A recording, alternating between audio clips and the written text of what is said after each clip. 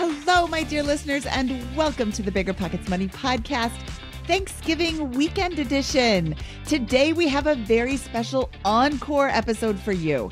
Last year, we aired an episode with Chris Hutchins from All the Hacks podcast. We talked about travel hacks, meal and grocery hacks, money investing hacks, and so much more. That episode was so popular that we are re-airing it today. On Monday, we actually have Chris coming back to the show where we discuss holiday hacks. We hope you had a safe and happy holiday, and we will see you back here on Monday. Today's guest is Chris Hutchins, the host of the All the Hacks podcast. Chris has an impressive resume filled with big names like Google, Grove, Milk, and Wealthfront, and has been featured in the New York Times, the Wall Street Journal, and CNBC, but it's his ability to master ways to hack his life and come up with the easiest way to get something done that truly caught my eye. Today, we're going to talk with Chris about all the hacks.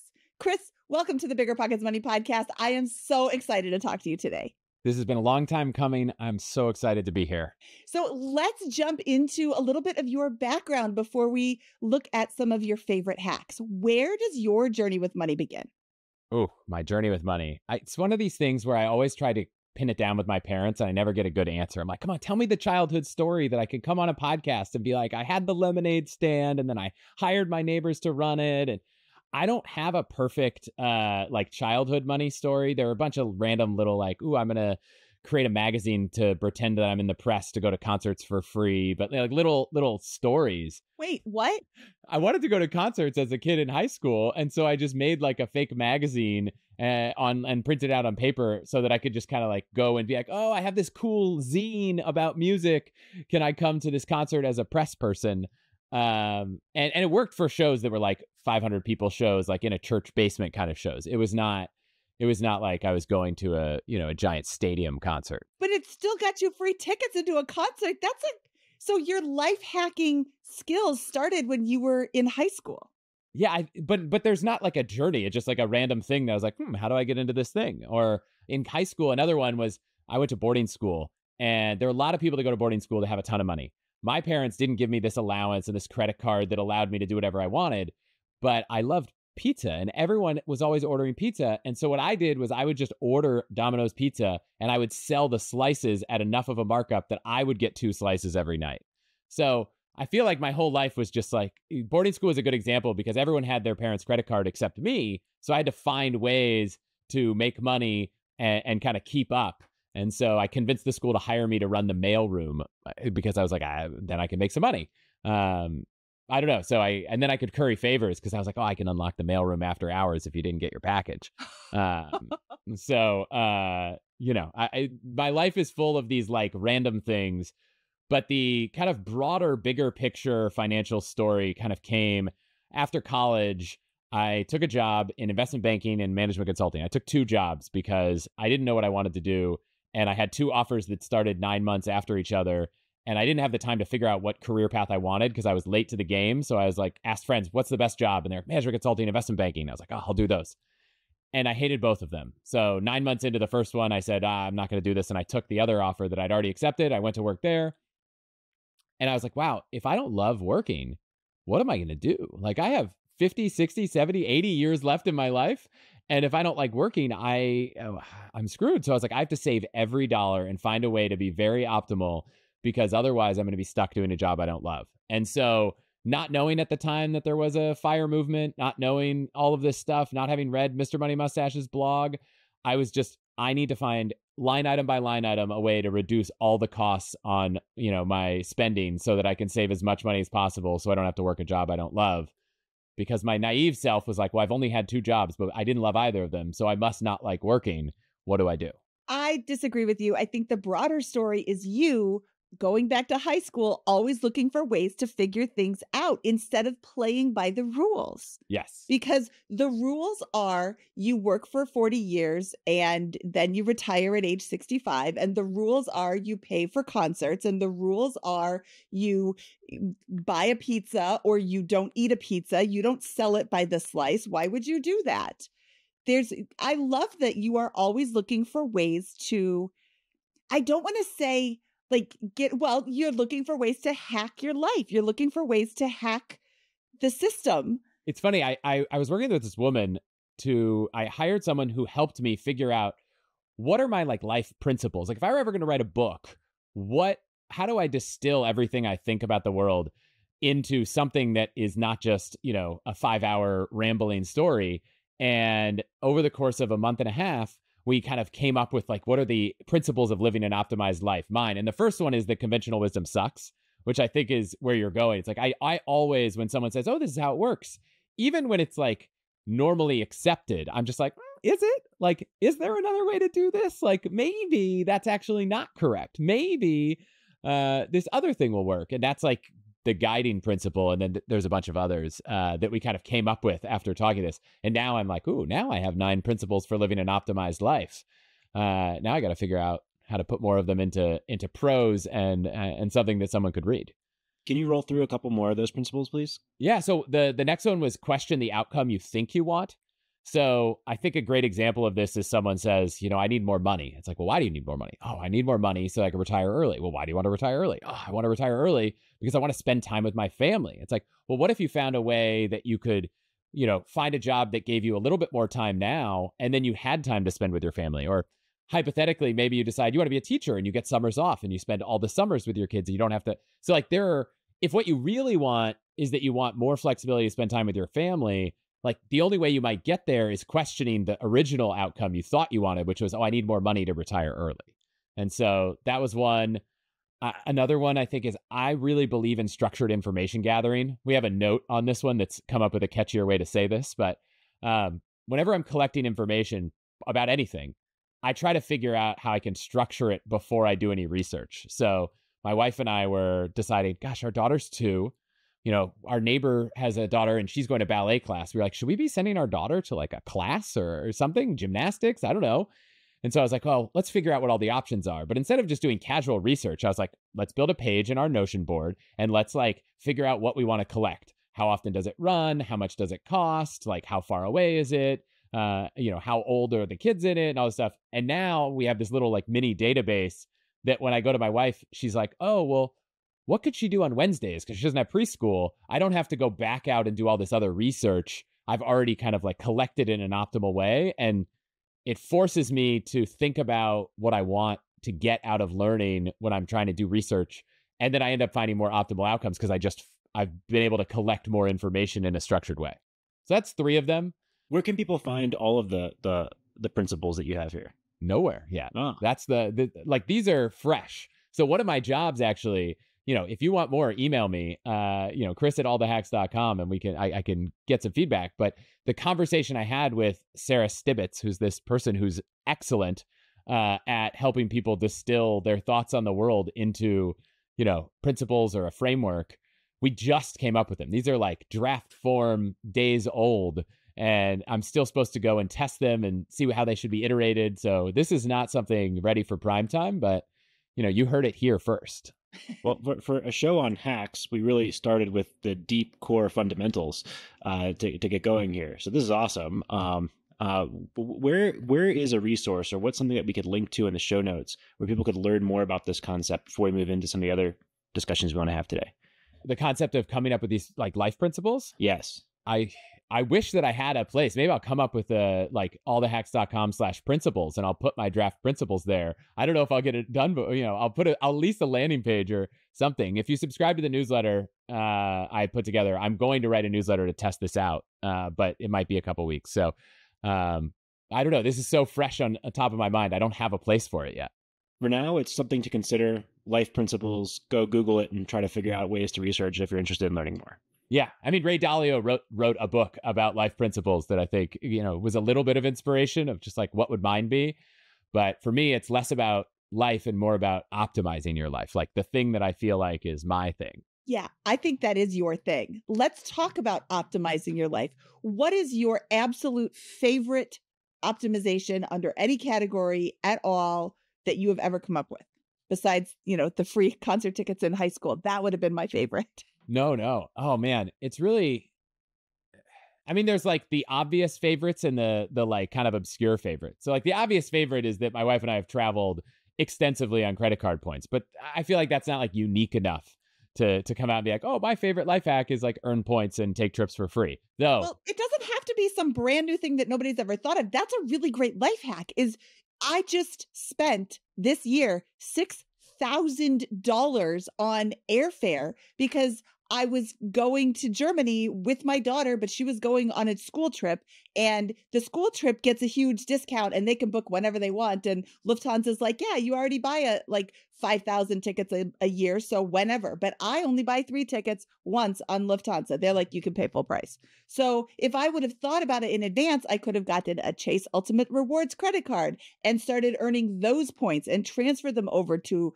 Lufthansa when it was time to buy with 3 weeks notice, even though I knew that I was going on this trip for 18 months. So being able to travel extensively for almost nothing is a great life hack. I think that's one of the best life hacks out there. Where have you gone?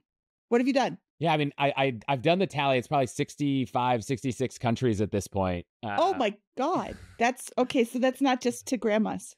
No. We've been all over. I mean, we hit a lot of places once where we took a trip. We flew one way to South Africa. We quit our jobs and we just said, we're going to figure out where we go. And we ended up mostly overland trekking from South Africa to Singapore, on trains and buses and hitchhiking and all kinds of stuff. Yeah. All the way up Africa, through the Middle East, through India and Southeast Asia. And so, but for us, travel was the thing that we wanted to do that, wasn't in the budget, right? If you look, we were trying to, this was early on. My wife and I have been together since 2004. So a long time. And when we were just kind of living on our post-college budgets, we were like, well, how do we do all the things we want to do and not run out of money? And, there are ways to hack housing, house hacking. I'm sure you've had plenty of episodes on that. Like there's ways to, eat for cheaper. But travel was this thing where it's like, there's not really a way to get a flight to Europe or to Asia for $7 unless you play the points and miles game, which is why I think that became this one huge item on our budget that the only way to get rid of was either to not do it, which we didn't think was what we wanted, or to play the game. And so that one for us has let us take, I don't know, all kinds of things. We've done, we've been to so many places. Like Japan is awesome. Namibia was one of our favorites. Thailand and the whole Southeast Asia circuit was amazing and so cheap. So it's like once you get there, if you can use your points to just cross the ocean and land there, then all of a sudden it's really cheap. So I think most of our travel has optimized around going to places that once you're there, where it's not as easy to use points and miles, it's a lot less expensive. So, my wife and I have never been to the UK. We've never like a lot of these like mainstream, like I was joking with my wife, we've been all over the world, but she's never been to London. And I've only been because I went once as a small kid, but like we haven't gone to the expensive places, Japan aside. We've been to Japan a few times because it's just like our favorite place. Can you tell us what you did to earn all of those points, how you optimized them, and what, if anything, is available today? Because I know that the reward systems change, and so that many of the hacks you probably used are not available, and then there are new ones that have taken their place. So I think the biggest thing is there's kind of like 2 main ways to earn points. One is just make sure that every time you're spending money on a monthly basis, you're putting it on a card that optimizes where you spend money. So if all your money is being spent on groceries, the Amex Gold card gets 4 points per dollar on groceries. There are a lot of cards, the Amex Platinum card, which someone might be like, ooh, that's even better. It gets 1 point on groceries. So like it's not, there's not a one size fits all solution for everyone. And so I always say, look at where you spend the bulk of your money. If it's travel and dining, Chase Sapphire Preferred, Reserve, great options. It kind of depends. If you spend all your money at Home Depot, there's not like a great option. So you might get a card like the Capital One Venture or Venture X that just earns 2 points on everything. So that's one. And then the other is that credit card issuers, banks, give massive bonuses to try to lure new customers to use their products. And so if you sign up for a credit card, you can get anywhere from, if you're picking the right opportunities, let's say anything 75 to 150,000 miles or points to open a new card and spend, some number of thousands of dollars in 90 days. And so a lot of my points have come from that. And just, oh, there's a new card. It's got 100,000 point sign up bonus. Let's sign up for that one. And I'll say before going any deeper on this, no amount of points is worth paying interest on any of these cards. So if anyone listening right now is like, I need to pay off my credit card bills, do that first. This is not going to outweigh the 17, 25% APRs at all. So if that's the circumstance you're in, this is not the game for you yet. But I promise there's another episode of this wonderful podcast that will help you think about how to save and pay off debt. So I have one little tip about your credit cards. You just said that the Amex Gold gives you 4 points for groceries. So now I need to go get one of those. But you can have more than one card at a time. And what you should do is, if you can't remember, especially if you have like 50 different credit cards in your wallet, write on the top of the credit card what you're using it for. I have a card that has an address on it because it's for that house. That is the only thing I use that card for, is to put purchases for that house on that card. I don't want to mistakenly use it for another house or another project, so I don't. And I'm going to get this Amex Gold and write groceries on there because I want to make sure I use it for groceries. I've got a Costco card that's, I think, 3 or 4 points per dollar for gas when you're at Costco. So write on these cards so you're using them in the most optimal way. But what I do is I have a hotel points card, I have a Costco card, and I think we have a Southwest card as well, just because that's where we travel the most. So we're constantly earning points for these things that we are using anyway. Yeah. And I'll say, with the advent of Apple Pay, I feel like, I'm not carrying all these cards around anymore. So I'm going to give a plug for an app that's really fantastic called Card Pointers. And it's basically load all the cards you have in. The one great thing that I know anyone that cares about, information security or privacy, this is not an app where you go link your accounts and they like pull down all your spending data and you have to share your passwords. This is just, I have these cards, and they'll just say, okay, here's the card of your arsenal of cards that is best for each category. It works really well if you're trying to do this with a partner that's maybe not, as excited as you are. You say, hey, let me just load this up. And then you have an app. They can open the app and it's like just a crib sheet for what to use where. Probably helps with categorizing expenses as well, because they're all the same buckets of spending that are going on one card. Yeah, I think if you go to allthehacks.com/deals, there's a Card Pointers deal there if you use their pro product, if you sign up for pro. But it's a great app. I use it. I pay for it. It's I think it's an easy way to give it. And I helped set it up for my mom once. I was like, hey, you have 3 cards. Here are the settings for you. Yeah. Okay. This is obviously the best hack, is the travel hacking. What's the most unusual hack that you love? I think one that it seems so obvious, but somehow it just never came to me. And I've shared this with you before we recorded. I know you love it. We were trying to go through this process after we had a child. We were like, gosh, we don't have time, right? We used to have all this free time. Then you have one kid and then you have less free time, but there's only one kid. So one of you can slip away. And then we had 2 kids and we're like, now we have no time because, when we're not working, like we have to be on the kids. And so what are we going to do? And we started going through what are all the things in our life that take time that we could outsource. And there are the obvious ones. You'd probably all either have or know someone that has someone who could help clean your house, or you could drop off your laundry to get it washed and these things. And, we had someone help clean the house, but we didn't, we did our own laundry. I think my wife would never want someone else deciding what gets dried, what doesn't, never in a million years. And then someone, I don't remember who, was like, well, what if you outsource your meals? And I was like, well, we're not going to outsource to a chef. Like, we're not the kind of people that have the money to just have some chef come over and cook us fancy dinners. And someone had told me, oh, no, there's people that'll just like prep meals for the week. Like you send them 5 recipes, they'll go to the grocery store, they'll make them, they'll put them in Tupperware and drop them off at your house. And I was like, really? So I made an ad on Craigslist, and I'll even send you guys a link if you want to put in the show notes of like, here's the ad I made. I got like 5 or 7 people wrote back. And for, I think I did the math, about half the cost if I were to like order DoorDash for dinners, for about half of what DoorDash would cost, someone went to the grocery store, bought all the ingredients, cooked meals, and dropped them off twice a week so that we had each time 2 days of enough food for 2 dinners and leftovers for lunches.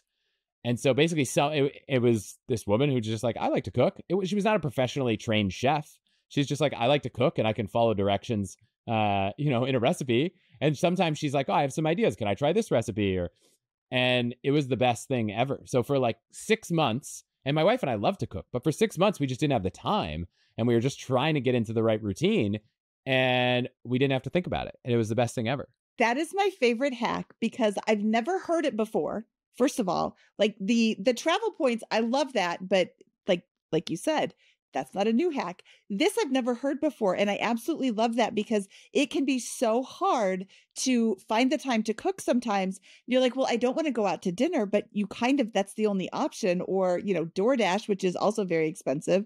Or, we've had meal plans that sponsor the show. Those are awesome. But if you haven't already ordered those, what are you going to eat tonight? Or you have to cook them. Like if you have meals delivered, even if they chop up the ingredients for you and get it all ready, you still need time. It's take something out of the fridge, put it in the oven for 15 minutes, and you don't have to sit and watch the oven cook. Like you could step away. And so that was just amazing. And then we started thinking, gosh, are there other things? And unfortunately, we couldn't find any other like huge unlocks in our life. Though I'm now thinking, I've never been one to hire a virtual assistant, but what we've been doing is cataloging various tasks that could make sense for an online virtual assistant. And one that sounds so silly, but takes like 20, 30 minutes is now we're cooking and we have this app called Paprika, which is like a recipe manager app and a meal planning app, because my wife and I were like, gosh, we kind of miss cooking. Let's bring that back. And we might, go back and forth, cook for 6 months, go back. And I was like, we have all these recipes. I just need someone to go through all the recipes and put them all in a list and then just add them to our Amazon Fresh cart. And I'm like, I wonder if that's a task for, a virtual assistant or these sites like Fancy Hands where you buy like 15-minute tasks a month or something for $20. So that's something we're going to experiment with next is, are there little kind of research driven tasks like, oh, we need to get our dog vaccinated. We haven't found a vet. Can you just call around and find a vet that can get him in this week? Like little tasks like that, that'll, maybe they take you 15, 20 minutes, but those things add up. And at the end of the day, if you spent 15 minutes 3 times, you almost spent a whole hour of your day doing these things that you could have spent, I don't know, working, reading, hanging out with your kids, relaxing, sleeping, So for me, I'm trying to find these things. I'm trying to catalog them so that I can kind of really feel like I have something to fill the time. If I had 5 tasks a month, I want to fill them all. Okay. The most surprising thing that you just said is that you have not yet hired a virtual assistant. Is that something you guys both do and I'm just like late to the game? No, I'm just way behind you. We have virtual assistants at BiggerPockets, but I don't have one for my personal life. I have experimented with personal assistants in the past, including back in college. A few times. So what was the funnest one that you had your virtual assistant do, Scott? I had the virtual assistant call my mom for me and hear about her day. That didn't go over too well. I don't advise that one. But now that you can break it up into like, I only need an hour, like I'm looking at Fancy Hands and it's like 3 requests a month, 5 requests a month. Like you don't need to go hire a full-time assistant. And you could have people do everything from research to scheduling things. I could have done, when I described earlier, trying to research all the classes that, our daughter could go to. That probably took me 45 minutes, but, I could have found someone that could do that. So I don't know. I'm starting to think about whether I'm going to have enough tasks that it would make sense. So outsourcing things, I like to calendar audit. So like, where am I spending my time? Am I spending a lot of time on things that someone else could do that would give me more leverage on my time to do the things that I'm like uniquely capable of doing? Ideally, that could earn money so that I could make up for the fact that I just hired someone to do these other things. I think the framework here is, whether or not you articulate it like this, you have a very clear understanding of the value of your time. And these things are below that threshold in value, and these things are above it. And I am generally at max capacity. Therefore, if I have a good handle on that, everything below the threshold needs to get outsourced in some way to somebody else. And if you can do that, that's great. And for those listening, a great tool for that is if you earn $100,000 a year, then you can compute the value of your time at $50 per hour. That's all pre-tax. It might be a little less than that after tax, but that's a great way to compute. That's 2,000 hours per year at $50 an hour gets you to $100,000. In annual income. So if you're doing tasks that are $10 an hour or $15 an hour, like going to the store, shopping, and cooking, perhaps, then that may be a good arbitrage, like it was for Chris. Otherwise, you'll need to do that, and that number should move over time. So I really struggled with that because I was like, well, but it's not like my employer is going to give me more money if I work a little more. So the thing that I finally did was I signed up to be a Lyft driver, and I did one ride, and I was like, oh, my wife had worked at Lyft. So I was like, oh, this is kind of fun. I get to go do the thing, the company you work at. So I gave a ride, and I was like, oh, now at any point in time, I could open an app and flip a switch and start making in the Bay Area right now. I think it's like $30 an hour or something. So now I struggled with, could I really value my time at $50 an hour? Because if I don't spend this hour researching, activities for my daughter, I'm not actually going to make $50.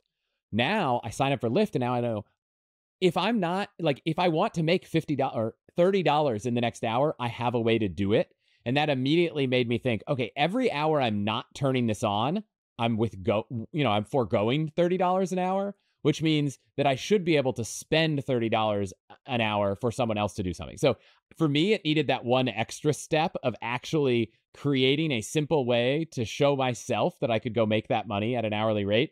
Even though that might be lower than my hourly rate at my job, it at least put a floor that was like, if I'm just hanging out doing nothing, I know that I could be making $30 an hour. And so that changed everything for me. And now I'm like, well, if it's not worth $30 an hour to pay someone, then why am I not out there earning that $30 an hour? So that helped me get comfortable. Love it. You should take that a step further and go to the marginal value of the addition of the next hour worked. So you're an economist. Yeah, I try. And I just want to loop back quick because I don't know if we're going to get back to travel, but there are a couple cool, fun travel hacks I want to throw in there. One of my favorites is when you book a hotel, book it directly with the hotel. And here's the reason. So hotels are still in the hospitality business, and they love building relationships with customers because the loyal repeat business is what drives a lot of revenue for them. So, and if you book on Expedia, Travelocity, they kind of don't really get that opportunity because the channel between the consumer is with Expedia, Travelocity. So you book directly with the hotel, you get their email either on their website or call the front desk and email them and just say, hey, here's my confirmation number. I'm coming on this day. I'm really excited to stay with you. If you're celebrating anything, let them know. Then a few days before, reply and just say, hey, just want to follow up. We're still on track to be here in a couple days. Really excited. I have gotten hundreds of emails, Twitter messages, Instagram posts of people who've gotten upgrades, gift baskets, wine, free cocktails at the bar, their parking comped, free breakfast, all the way to my favorite, which was their initials embroidered on the pillow in the room, all for sending an email. So if you want a hack that'll get you something for nothing, it's just send the email to the hotel and see what happens. I'm not going to promise it'll work every time, but if it's the kind of hotel that has room service and could deliver, chocolate covered strawberries or a bottle of wine to your room, I think it'll probably work if I had to peg it 40-50% of the time. That's awesome. And you could hire a VA to do that for you. I probably could have. Yeah. I'll add it to the list of tasks. Every time I book a hotel, forward the confirmation, have that person go and send that. Yeah. So I'm a big nerd on the travel hacking. I think it's the core. I always tell people the podcast, All the Hacks, it's 1/3 all about travel, 1/3 about money, and 1/3 about life. And life is career. It could be hosting cocktail parties. It could be anything you do. But the travel side is where I think I find all these kind of weird, crazy things. Chris, these are fantastic. Let's go. Let's fly through a bunch more of these tips. What else you got for hotels or other travel tips? Okay, I got a couple cool travel ones. One, if you're booking a villa or a house, you're looking on Airbnb. If it's in another country, sometimes this works in the US, but often really great in Mexico and overseas, take the image that best represents the property, save it to your computer, go to Google image search and upload it. And chances are there's probably 3 or 4 other websites that are a broker for booking that same property.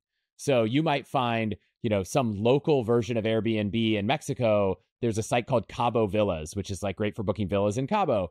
You might find that property somewhere else and it can be 20-30% cheaper. You might even find a website that the owner themselves has set up. So there's no extra commission going to the booking agency and you could save even more. So that's one. If you're flying international, don't always look from where you live to where you're going when you're searching for flights. First off, I do all my flight searching on Google Flights. I think it's the best tool. You don't book there, you go book on the airline's website, but Google Flights is where I start when I'm using dollars to book a flight. If you're using points, it's a whole different ballgame. But if you're using dollars, Google Flights, you can put open-ended things like San Francisco up to one stop, go anywhere, and look at a map in July for 1-week trips. Like you could do all this crazy stuff. But if you were trying to get from where I live, San Francisco, to Santorini in Greece, there's like 3 airlines that fly all the legs necessary to get you there. But if you say, I want to go from San Francisco to Athens, there's probably 15 airlines that can get you to Athens. And the flight from Athens to Santorini is like $50. So if you're looking to go anywhere that's a little bit off the beaten path, it's not a major city, maybe it's an island, maybe it's a small town, just try to buy your ticket to the closest destination. People call these like positioning flights. Get yourself really close to where you want to go, and then just do that last leg separately, because the way all these flight searches work is they're all looking for some carrier and their partners that will get you the entire way there. Very few of them will pair up, like, in the US, like a Southwest flight with a Lufthansa flight. Like you've probably never seen that happen. So if you were in Germany trying to do this and you're like, I want to get to Seattle, it's like we're only looking at places that United and Lufthansa work together because they're partners. So that's one. I love if you're booking car rentals. AutoSlash is this great website where you can go in and just say, like, here's where I'm booking. And even if you've already booked separately, they'll just continually monitor for you. And if they find a cheaper price, they'll say, hey, we found a lower price. And because almost all car rentals, you can just cancel the reservation and book it again. They really help with that.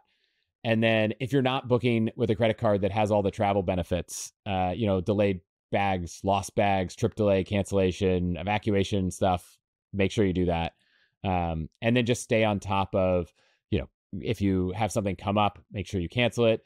If you have something come up, there's a little tiny hack that doesn't always work. But if you need to cancel a flight, if you know you're not going to take that flight, I always wait until like 12 hours before to cancel it, because every now and then there's a schedule change or a delay or something, and then you get to cancel it for free. A lot of the airlines now will let you cancel for free, but you get credit.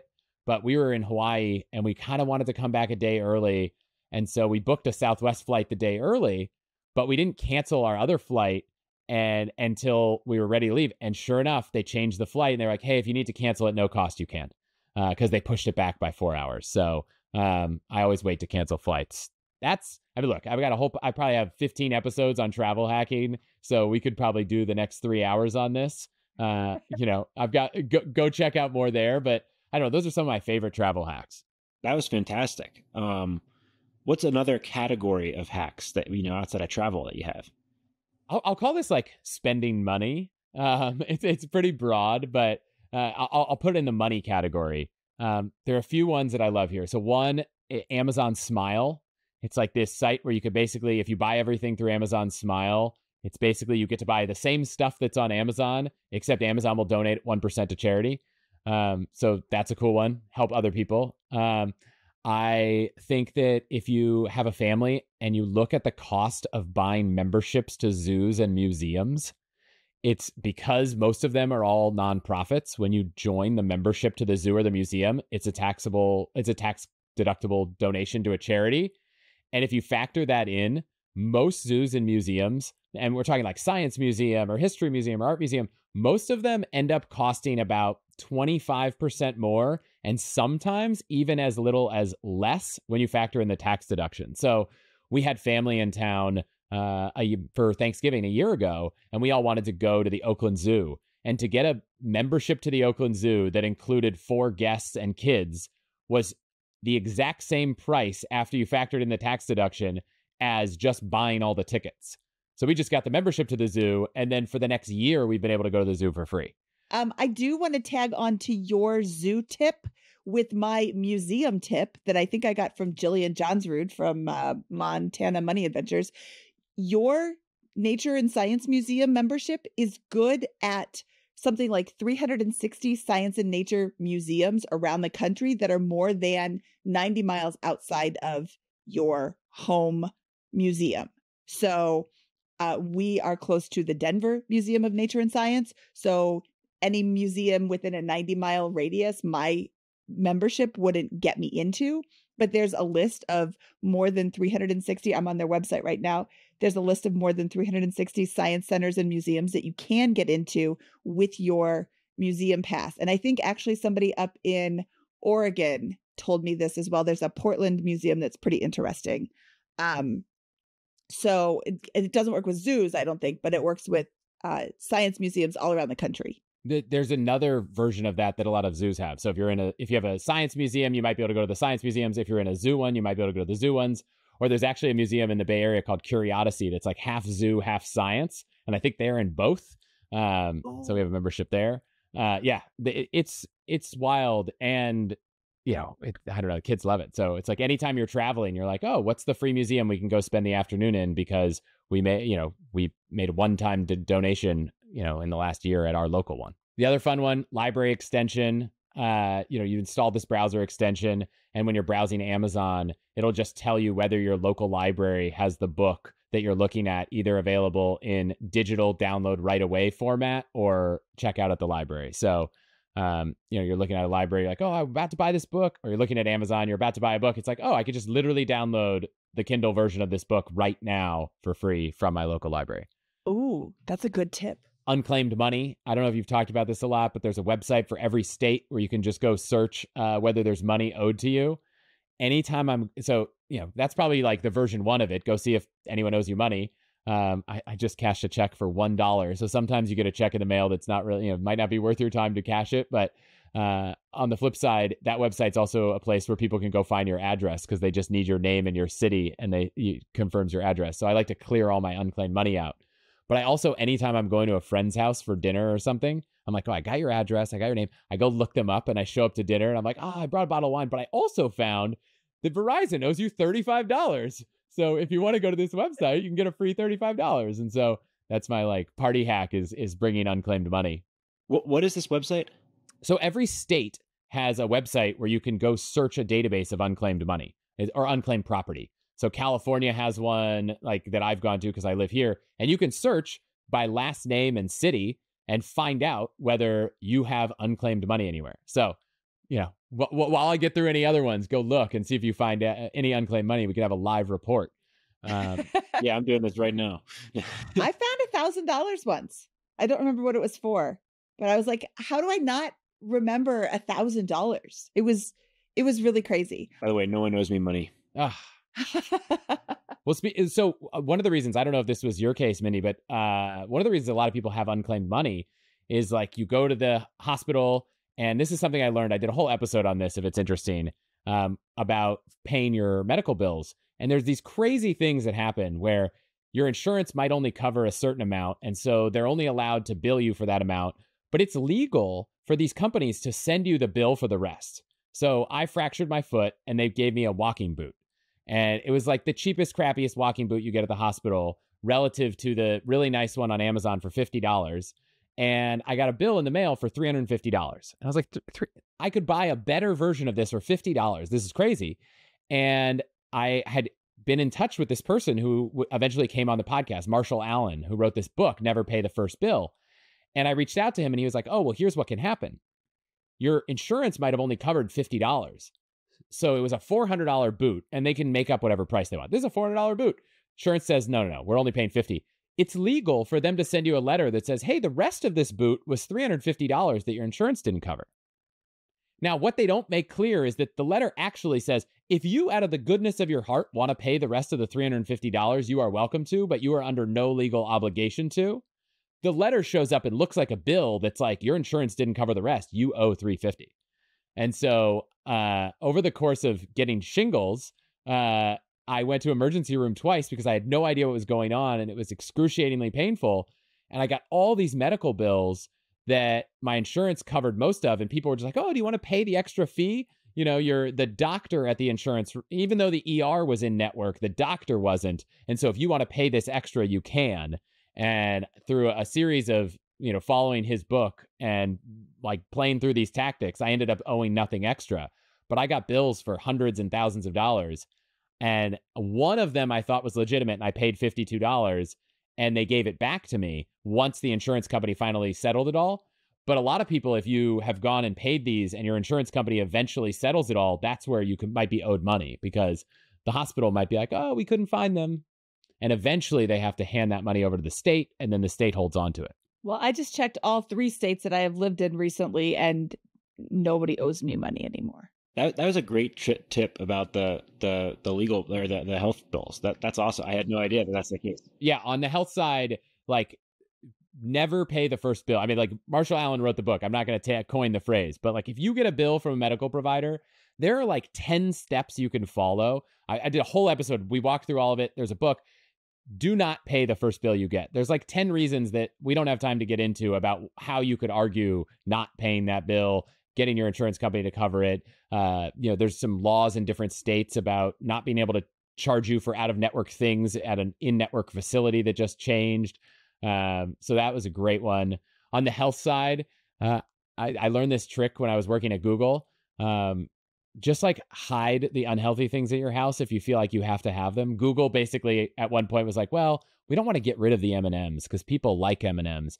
And we don't want to get rid of the Coke because there are people that really want this and we don't want them to be mad. But they would black out the fridge. The section of the fridge would blacked out with the Cokes behind it. And then above that, where there's like waters and other things, it was not blacked out. And then the jars on the counter with like, healthier snacks were clear glass, and the other ones were completely blacked out. And they found that they just massively reduced the amount of unhealthy snacks and drinks people were consuming without having to remove them. So if you have unhealthy snacks at home, you don't have to get rid of them, though that's probably the best move. You could also just obfuscate the cover of them and hide them in less convenient places. Or my favorite on there is just give yourself 5 minutes every time. So if you see this cookie and you're like, oh, I really want that cookie, just say, you know what? I can have the cookie in 5 minutes. Don't tell yourself you can't have it, because now you're depriving yourself and that's depressing. But if you tell yourself you can have it in 5 minutes, you feel really good about walking away because in 5 minutes you can eat it. But 90% of the time in that 5 minutes, you've gone and done something else and forgotten about it. Love it. By the way, since me and Mindy are continuing giving you updates, my wife is owed between $11 and $49. You are welcome as a dinner guest anytime, Chris. Look at that.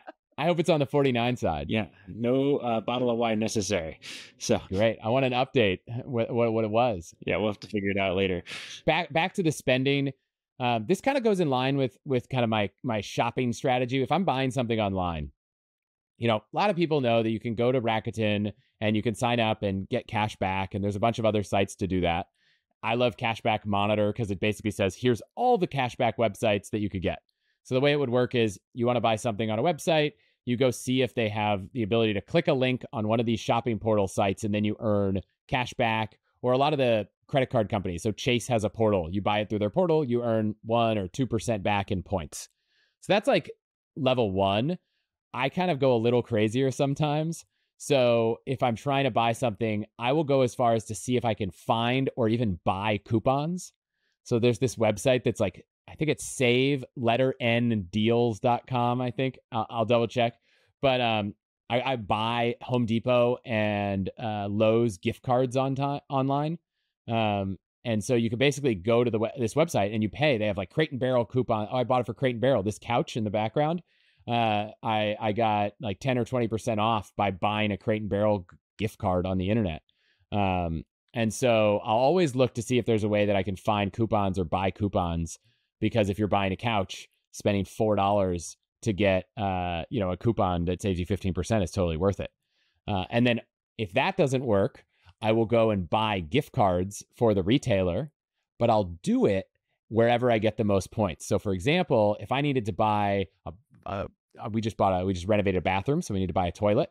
And I really wanted to splurge for like little Japanese toilet, built-in toilet seat, heated seats, all the good stuff. And so we wanted it at Lowe's, and I was like, okay, I need to buy this. So I bought a Lowe's coupon. That brought the price down by 10 or 15%. And then I was like, well, how do I get the rest of it? So I went to the grocery store where I get 4 points per dollar on my Amex Gold card, and I bought Lowe's gift cards. Because if I use my credit card at Lowe's, I'm just going to get 1 or 2 points per dollar. But if I use my card at the grocery store, I'm getting 4. And then so I'm getting the 4 points on the gift cards. So then I buy the toilet with the coupon. I plugged in the coupon. I went through the shopping portal link to get 1 or 2% back. I'm paying with gift cards that I got 4 points per dollar for. And at the grocery store, usually you don't get variable amount gift cards. And so, that brought it down to like, there's still $75 or $80. Then you can go to Amazon and you can buy an you could buy a gift card to the exact amount you need. It gets delivered and fulfilled instantly. I got the Amazon I got the Amazon credit card for 5% back on Amazon. So all in, I think it was like 25% off by stacking cashback portals, buying coupons online, and then using the right gift card. And then if you can't find a coupon online, my hack there is just pop up the live chat on any website and just ask for a discount. Like 50% of the time, I just say, hey, I'm shopping on your site. I really would love these floor mats. We got a new car. There's another floor mat that's a little less expensive, but I love yours. What can you do? And I've gotten, hey, here's a gift card, or hey, refresh your cart by clicking this link and you'll see that I've discounted your price. Or one time someone was like, I can't do you anything, but if you search social media for someone's referral link, you'll get 20% off. So I go to search.twitter.com and I'm like, referral name of company, and I find someone who has inevitably posted their referral link on the internet. So anytime I'm buying something online that's over, I don't know, $50 or something, where this is worth the effort, I try to stack as many of the things as I can to earn as much back or get as much of a deal as I can. I'm just speechless at all the ways that you can. I mean, I thought I was frugal. Yeah, this is pretty impressive. I'm screwing up left and right compared to you. So look, you can go off the deep end here, right? Like I could do this when I'm like, I need to buy a hammer. And like, how can I get my $11 hammer down to, $9 and spend 45 minutes saving $2? And honestly, I think maybe the satisfaction I get from saving that $2 is probably worth an amount equivalent to 30 or 45 minutes. But now that I have two kids, maybe that's gone down. So I will say you can go too far. I think a good example of this is I realized when part of this unclaimed money thing, I was like, gosh, my information's on the internet. We have kids. Like, I have podcasts. I don't really need the whole world knowing where I live. And if you Google yourself, you'll find, oh, wow, there's probably your address and your phone number and your email address are probably available on the public internet for anyone to find. And so I was like, I got to get rid of this. So I started doing some research, and there's like 600 data brokers who sell your personal information to each other and publish it all over the web. And I was like, you know what? I'm not going to pay a service to go do this. And then I was like, let's go find the 600 data brokers, go to each of their websites, request them remove my information. And like 5 hours into it, I was like, what am I doing? And so I found this company, Delete Me. I went and signed up. And for like $100, they contact all 600 data brokers and have them all remove all of your personal information off the internet everywhere. And now, I challenge you to find my personal address or phone number on the internet because it's been scrubbed. And then, in true optimization fashion, I went one step further and I emailed them. I was like, hey guys, I love your product. I just used it. I got rid of all my information. I have this podcast. I want to talk about it. Do you guys want to be a sponsor of the podcast? And so now they're a sponsor. Allthehacks.com/delete me, get 20% off. But I thought that like half of my sponsors ended up coming from me just finding a product I love and reaching out to them and saying, I love your product. Can I talk about it to my audience?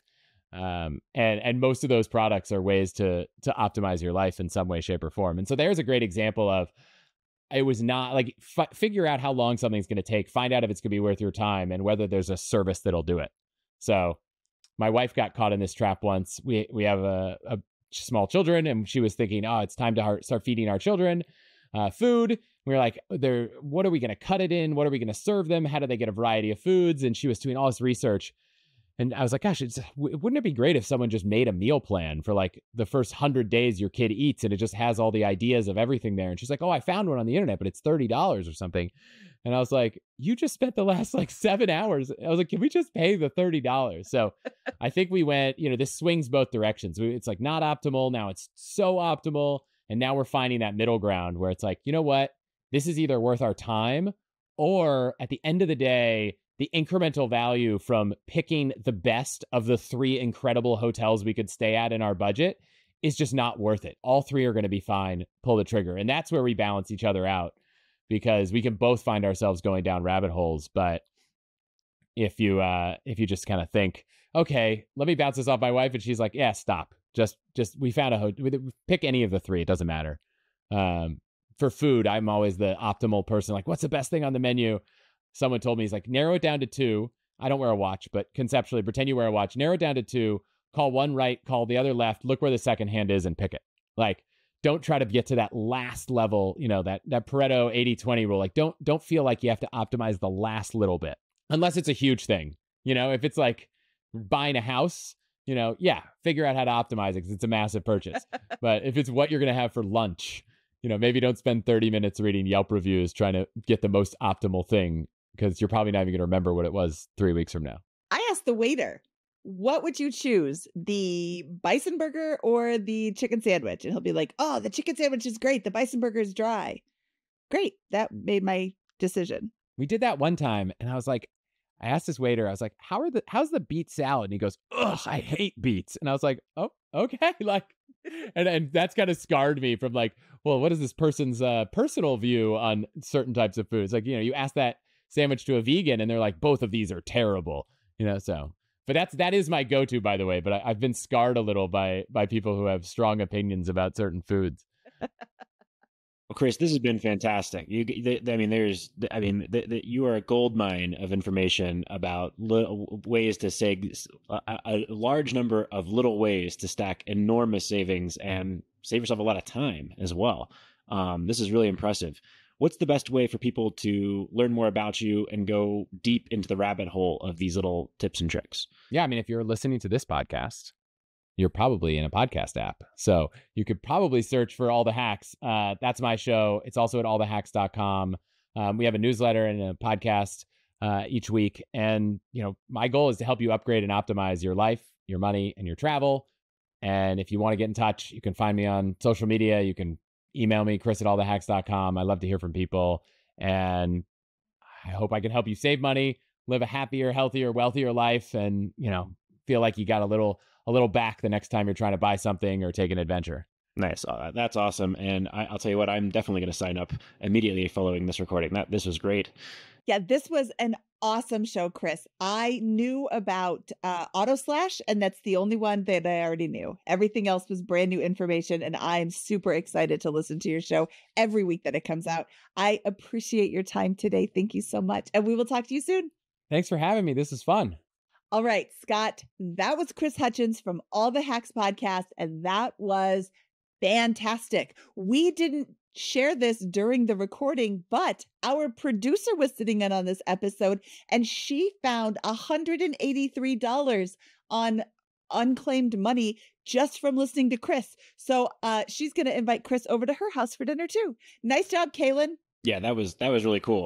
All of us found money, I think, or for either us or our significant others within a few minutes on the search. The unclaimed property thing is legit.